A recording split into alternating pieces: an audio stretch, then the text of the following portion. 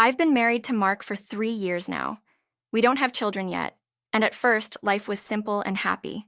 But everything changed when Mark's father, Thomas, passed away unexpectedly. His sudden death from a stroke came as a complete shock to us all, especially since we had just seen him a few weeks earlier at a family gathering. Mark and I were living in a different city at the time, miles away from his family. His father's death hit him harder than I could have anticipated, and it felt like everything spiraled out of control after that. During the funeral, Mark's Aunt Clara pulled me aside and said something that left me speechless. She told me that Mark, as the only son, was expected to return home and be there for his mother, Jennifer. She said that Jennifer would need him now more than ever. Clara's words weighed on me, especially because I knew how difficult Mark's relationship had been with his mother. Jennifer and I never saw eye to eye, but I tried to keep the peace for Mark's sake. Mark didn't even ask me how I felt about the idea of moving closer to his family. Without any discussion, he decided to transfer his job to a location near his mother's house. When he told me, I was furious. I had no say in this huge life decision. I tried to explain how I felt, but he just apologized and said that he didn't want to upset me. He said he was doing it for his mother, and he hoped I would understand. To be honest, I wasn't sure I could understand. Mark's relationship with his mother was always strained, and I knew that living closer would bring more complications. Jennifer had always made it clear that she didn't approve of me. She would make offhand comments about how I wasn't the kind of woman she'd envisioned for her son. But I agreed to move anyway, thinking things couldn't be that bad. The first few weeks after the move were a whirlwind. I was adjusting to the new environment, and Mark was constantly busy with work. It was hard for both of us, but I tried to make the best of it. Jennifer, on the other hand, seemed happy that we were living closer. She invited me over for tea, which was a first. I was hesitant, but decided to go. When I arrived at her house, she was sitting in the living room with her daughter, Sarah, and a few other relatives. The atmosphere was tense, and I immediately felt uncomfortable. Sarah greeted me with a smile that didn't quite reach her eyes, and Jennifer didn't even stand up when I walked in. Instead, she looked me up and down and said, "I didn't expect you to visit so soon." Her tone was sharp, and I could feel the underlying judgment in her words. I sat down reluctantly, trying to make small talk, but it was clear that Jennifer had something on her mind. After a few moments, she turned to me and said, "I'm glad you're finally here, but I can't help but wonder, do you actually want to be here, or are you just doing it because of Mark?" Her question was blunt, and I was taken aback. Before I could respond, Sarah jumped in, accusing me of being distant and unwilling to make an effort with the family. Her words stung, and I tried to explain that I was simply adjusting to the change. But Jennifer cut me off. "You've always been distant," she said. "I can tell you don't like me, and I've had enough of that." I didn't know how to react. This was not how I had imagined our first meeting would go. I tried to keep my composure, but inside, I was seething. I wanted to shout, to defend myself, but I knew it wouldn't do any good. I had already been branded the outsider, and no matter what I said, it wouldn't change how they viewed me. When Mark came home that evening, he could tell something was wrong. I told him what had happened, but he didn't believe me. Instead, he told me that I needed to make more of an effort with his family. "They've been through a lot, and you can't keep pushing them away," he said. His words stung, but I didn't argue.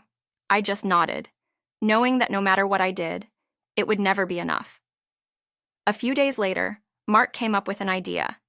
He suggested that we celebrate Jennifer's birthday together as a way to smooth things over. He thought that if I took the lead and planned the celebration, it would show Jennifer that I was making an effort to be part of the family. I agreed, though I wasn't convinced it would make a difference. I didn't know if any gesture would be enough to earn Jennifer's approval.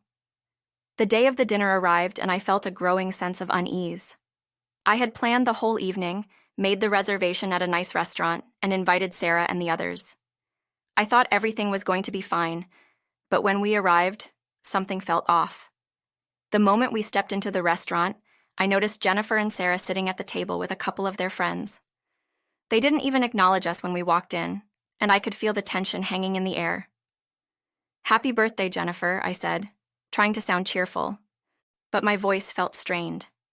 I didn't know if I was trying to convince her or myself that everything was fine. Jennifer didn't even look up. She was too busy talking to her friends, laughing as if we weren't even there. I tried to ignore the feeling of being excluded and took my seat. Sarah looked at me, clearly uncomfortable, but said nothing. The silence between us felt suffocating. I wanted to get up and leave, but I stayed because Mark had asked me to be there. As the evening wore on, I couldn't shake the feeling that I wasn't welcome.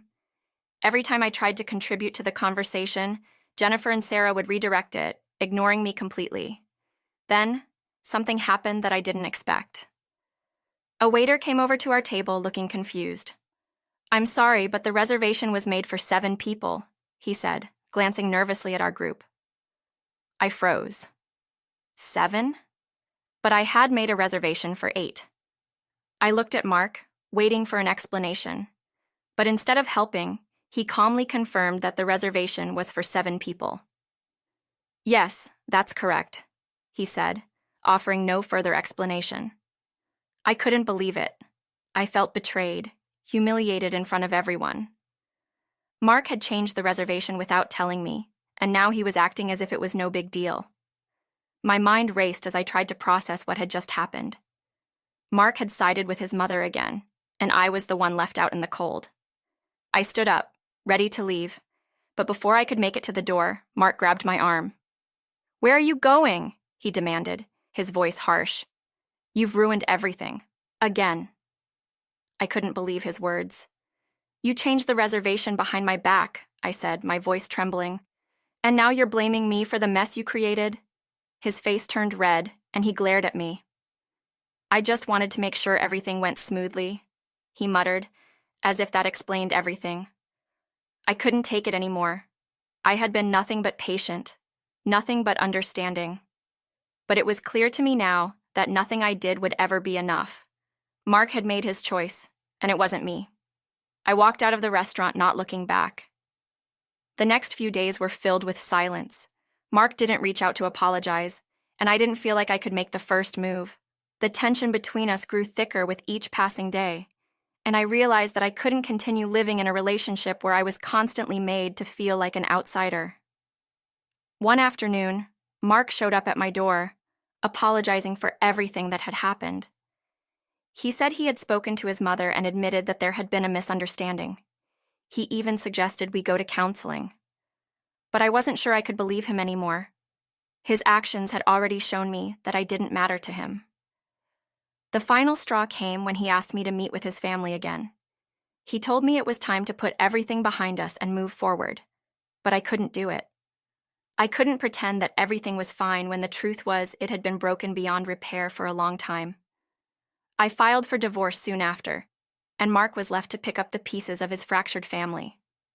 The process wasn't easy, but I felt a sense of relief as I moved on. Mark never seemed to understand why I left, but I couldn't stay in a marriage that had no foundation. The months that followed were difficult, but I began to heal.